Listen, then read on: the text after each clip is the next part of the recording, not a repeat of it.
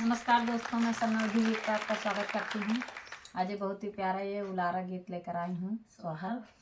अच्छा लगे लाइक सब्सक्राइब जरूर करिए, कमेंट में ज़रूर बताइए हमारा ये गीत कैसा लगा। और गीत अच्छा लगे तो फुल वॉच करिएगा दोस्तों। हमारा वीडियो सुबह 9 बजे जाता है, आप लोग ज़रूर सपोर्ट करिएगा, ज़रूर देखिएगा, फुल वॉच करिएगा, पूरा वीडियो देखिएगा, कमेंट करिएगा दोस्तों। धन्यवाद और सपोर्ट ज़रूर करिएगा। लाला पिया घुना घुनवा नन दोया राजा लाए नन दोया राजा लाए हैं हो ससुरो साजाओ ना दारे कई घोड़वा नन दोया कहिया दिया बाई नन दोया कहिया दिया बाई हो ससुरो साजाओ ना दारे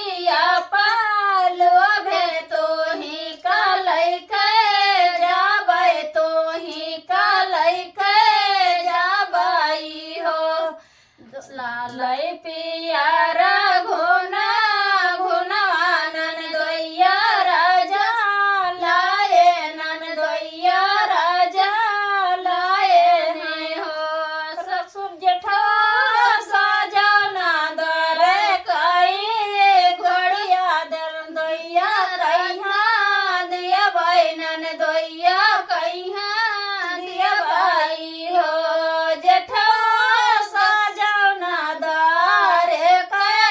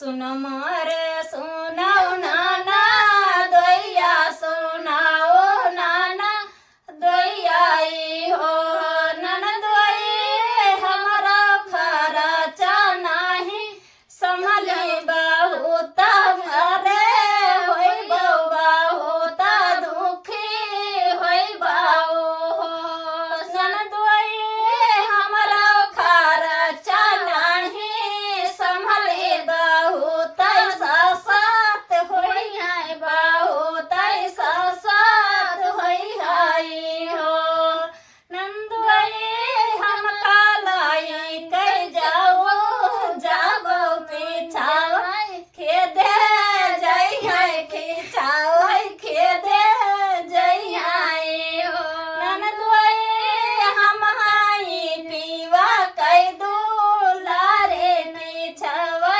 खेदे जई है पीछाओ खेदे जई है हो नंदोई हम हाई पीवा कह दो लारे पेछावे खेदे जई है पेछावे खेदे जई है हो। तो दोस्तों हमारा ये गीत कैसा लगा आप लोग कमेंट में जरूर बताइएगा और गीत अच्छा लगे तो फुल वॉच करिएगा। धन्यवाद।